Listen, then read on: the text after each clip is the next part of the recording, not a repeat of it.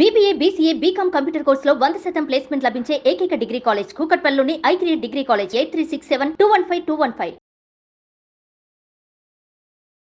Hi viewers, India's largest digital media network Suman టీవీకి స్వాగతం. ప్రస్తుతం మనతో ఉన్నారు motivational speaker and emotional wellness coach Haritha. Hi Haritha. Hi. Haritha, మనం ఒక అడుగు ముందుకు వేయాలి అంటే ఎప్పుడు కూడా అలర్ట్గా, చాలా యాక్టివ్గా ఉండాలి. ఇది ఒక విషాదం జీవితంలో జరుగుతుంది, ప్రతి ఒక్కరికి జరుగుతుంది. అందరూ హ్యాపీగా ఎవరూ ఉండరు. కొందరు దాన్ని చాలా డీప్గా తీసుకొని గతాలు, ఈవెన్ లవ్ ఫెయిల్యూర్ కానీ, లేదా భర్త భార్యను వదిలేయడము, మోసం చేయడము, భార్య భర్త వాట్ ఎవర్. సో ఇంకా గతాలనే తలుచుకుంటూ, జ్ఞాపకాలను గుర్తుకు తెచ్చుకొని ఏడ్చి కుమిలి కుళ్ళుకుంటూ ఉంటారు. అంటే ప్రెసెంట్ సిచ్యువేషన్ వాళ్ళకి అర్థం కాదు. నెక్స్ట్ ఫ్యూచర్ ఏం చేయాలి? మనల్ని నమ్ముకొని పిల్లలు ఉంటారు, పెళ్ళి కాకపోతే మనల్ని నమ్ముకొని పేరెంట్స్ ఉంటారు. సో వీళ్ళందరూ గుర్తుకురారు. ఆ ఒక్క పర్సన్ వల్ల వీళ్ళందరూ అంత సఫర్ అవ్వడం, ఆ జ్ఞాపకాలతో బతకడం అనేది ఎంతవరకు కరెక్ట్? దాని నుంచి ఎలా బయటికి రావాలి? Very good. నీకు ఒకటి చెప్తాను రాధా.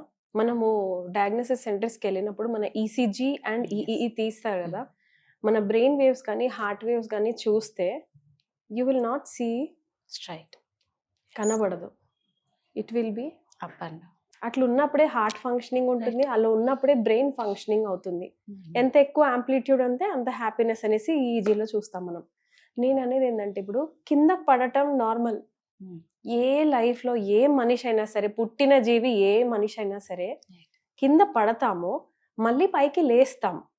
ఆ హోప్ ఏంటంటే నేను మళ్ళీ బాగుంటాను, నా పేరెంట్స్ బాగుంటారు, నా వాళ్ళు బాగుంటారు అన్న హోప్తోని మళ్ళీ పైకి లేవాలి తప్ప, నేను ఇంకా అయిపోయింది, నా జీవితం ఇంతే, నాకెవరూ లేరు, నా వల్ల ఏం అవ్వదు, నా చుట్టుపక్కల వాళ్ళ వల్ల ఏం అవ్వదు అనుకున్న వాళ్ళ కిందనే ఉంటారు. ఇట్స్ సంథింగ్ లైక్ నీ గ్రాఫ్ కింద పడింది, నువ్వు ఎఫర్ట్ పెట్టి పైకి లేపకపోతే ఆ గ్రాఫ్ కింద నుంచి అలా కంటిన్యూ అవుతుంది. ఇప్పుడు నువ్వు ఏదైతే చెప్తున్నావో మెమరీస్ నుంచి బయటపడరు, తొందరగా పడలేకపోతారు అంటే they choose to be there. Okay, వాళ్ళే ఆ కిందనే ఉండిపోవాలని చూస్ చేసుకుంటున్నారు కాబట్టి వాళ్ళు బయటికి రారు. Once you decide, heart break అయిన వాళ్ళు ఏంటి, నువ్వు ఎవరైనా సరే, నువ్వు హాస్పిటల్ ఐసీయూ పేషెంట్ అయినా సరే, వెన్ దే గివ్ అప్, నాకు ఈ బాడీ ఇంకా నేనేం చేయలేకపోతున్నాను అన్నప్పుడు మాత్రమే చనిపోతాం మనం. When you have so much will power to stand back, నేను పైకి లేవాలి అన్న ఫుల్ విల్ పవర్ తో ఉన్న వాళ్ళని నువ్వు ఆపలేవు. చావు మీద పాడెక్కిన వాళ్ళు కూడా రిటర్న్ వచ్చిన వాళ్ళు చాలా మంది ఎగ్జాంపుల్స్ ఉన్నాయి. Yes or no? So it's on us, on our choices. Heartbreak ఎవరికి అవ్వవు, రిలేషన్షిప్స్ బ్రేక్ ఎవరికి అవ్వట్లేదు. ఒక రిలేషన్షిప్ కాకపోతే ఇంకో రిలేషన్షిప్ ఛాలెంజింగ్ గా ఉంటుంది. అత్త మామలు బాగున్నారంటే అమ్మ నాన్నలతో ప్రాబ్లం వస్తుంది, అమ్మ నాన్నలు బాగున్నారంటే పిల్లలతో వస్తుంది, పిల్లలు అంతా బాగున్నారంటే హస్బెండ్ బాగోకుండా ఉంది. నాకు ఒక స్టిచ్చింగ్ లేడీ ఫ్రెండ్ ఉంది. సో తను చాలా బాగుంటుంది, she's a very beautiful woman and మంచిగా పని కూడా చాలా బాగా చేస్తుంది. స్టిచ్చింగ్ అయితే ఎక్సలెంట్, పిల్లల్ని చదివించుకుంటుంది. ఒక రోజు మామూలుగా ఎప్పుడు అంత పరిచయం ఉండరు కదా, ఒకరోజు కూర్చొని మాట్లాడామన్నమాట. ఏంటి అసలు మీది ఇంత బాగుంటారు, మీ వారు ఏం చేస్తారని అడిగితే మా వారు లేరు అని. ఒక్క నిమిషం ఐ వాజ్ లైక్, ఇంత బ్యూటిఫుల్ లేడీ, నేను ఇన్ని రోజులు అనుకుంటా ఉన్న మనసులో, వాట్ అన్ అమేజింగ్ హస్బెండ్, ఆయన ఎంత అదృష్టవంతుడు ఈమె లాంటి వైఫ్ అని. అబ్జర్వ్ చేశాక అసలు హస్బెండే లేడంటే అదేంటి అని అడిగితే షీ సెడ్, పిల్లలు బాగుంటే ఏం లాభం, అత్త మామలు బాగుంటే ఏం లాభం, చుట్టాలు బాగుంటే ఏం లాభం, పేరెంట్స్ బాగుంటే ఏం లాభం, నా మొగుడే బాగాలేకపోతే అంతే. అవును, అతనే నన్ను వద్దనుకున్నాక ఇంక నేను ఇంట్లో ఉండేం లాభం, బయటకు వచ్చి నా కాళ్ళ మీద నేను నిలబడుతున్నాను. నేనేమంటున్నా అంటే దిస్ ఈస్ హర్ చాయిస్. అక్కడే ఉండిపోయి వీడు మాత్రం ఎందుకు బాలేడు, ఇతను మాత్రం నేను ఎందుకు అర్థం చేసుకోవట్లేదు, ఇతనికి నేను తప్ప ఇంక అందరూ కావాలి, ఇతనికి నేను ఎందుకు అర్థం కావట్లేదు, అమ్మాయి లాస్ చేసుకోలేదు లైఫ్. ఒకవేళ మదర్ ఫైట్ చేసి తన కాళ్ళ మీద తను నిలబడకపోతే, తనని చూస్తూ ఇంట్లో పెరుగుతున్న ఆడపిల్ల నేను కూడా ఇలానే ఉండాలి అని నేర్చుకుంటుంది. ఒకవేళ అలాంటి బిహేవియర్ వద్దు అనుకున్నా కూడా we copy behaviours more than listening the stories. కథలు ఎంత చెప్పి మనం పడుకోబెట్టినా, కథల ద్వారా మన క్యారెక్టర్ ఫామ్ అయింది ఒక 20-30% ఉంటుంది. చూసి మన చుట్టుపక్కల ద్వారా కాపీ చేసే బిహేవియర్సే ఎక్కువ పర్సెంటేజ్ ఉంటాయి. అలాంటి మదర్ బయటకు వచ్చి సఫర్ అయ్యి కాళ్ళపైన నిలబడి షాప్ పెట్టుకొని తనే కుట్టుకొని పిల్లలు చదివించుకుంటుందే, వాళ్ళ అమ్మాయి ఎలా చదువుతుంది తెలుసా రాదా? ఎంత బాగా చదువుతుంది తెలుసా? కావాలనుకుంటే అమ్మాయి అన్ని వదిలేసుకొని సూసైడ్ చేసుకొని చచ్చిపోవచ్చుగా, ఈ పిల్లలు ఎవరో ఒకరి ఇంట్లో పెరిగేవాళ్ళు. అలా అనుకుందా తను? అదే ఆలోచించాలి ఫస్ట్. మెమరీస్ లో మనకు అందరికి ఉన్నాయి బ్యాడ్ మెమరీస్. ఎవరి లైఫ్ పూల మీద పాన్పు లెక్క ఉంది ఇప్పుడు ప్రపంచంలో. కలియుగ్ కా టైమే అన్నారు, గోర్ కలియుగ్ ఓబి.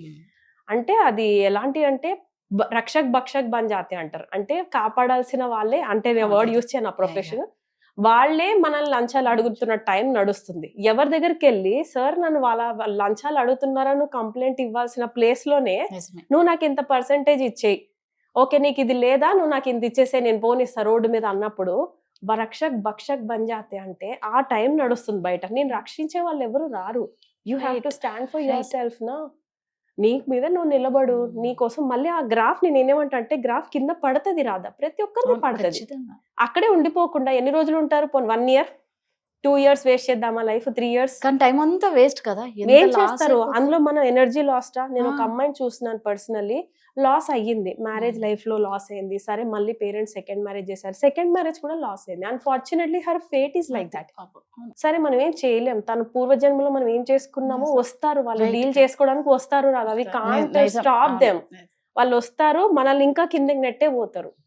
సో తిను ఇంట్లోనే కూర్చొని నేను అయ్యో నా లైఫ్ ఇలా అయిపోయింది అని ఎన్ని సంవత్సరాలు మాత్రం బాధపడితే బయటకు వస్తారు అందులోంచి. సరే తను క్వారంటైన్ లో ఉంటూ ఇన్ని రోజులు 4 గోడల మధ్యలో ఉంటుంది. దానివల్ల ఏమైపోతుందంటే number 1% she's hating his father. ఎవరైతే గారంగా పెంచుకున్న తండ్రి కాళ్ళ మీద కింద పెడితే కూడా కాళ్ళు అయ్యో మసిపోతా మట్టన్ అంటుకుంటుందని పెంచుకున్న తండ్రిని the same person is blaming today. నువ్వు నాకు టైం కూడా ఇస్తలేవు, నువ్వు అసలు ఏంది ఏం మనిషి, నీ లెక్కనే నీ వల్లనే నా లైఫ్ స్పాయిల్ అయింది అంటుంది.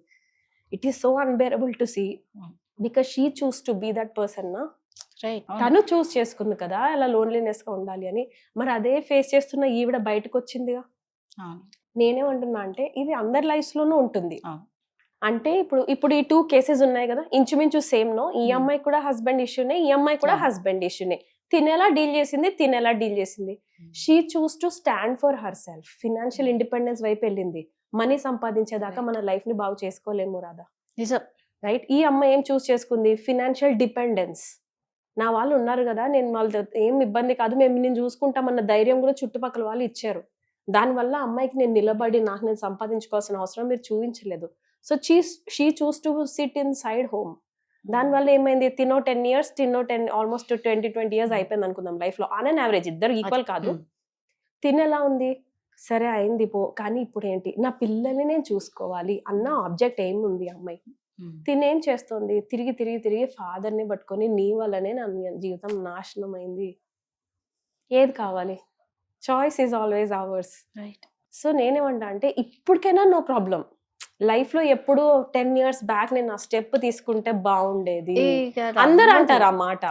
అయిపోయింది నువ్వు వెళ్ళలేవు, టైం తిరిగి వెళ్ళదు, గాడ్ కూడా తిప్పలేడు పాపం. అన్ఫార్చునేట్లీ ఏంటంటే నిజంగా పాపం దేవుడు వచ్చి మనకి హెల్ప్ చేద్దామన్నా even he can't pull you back.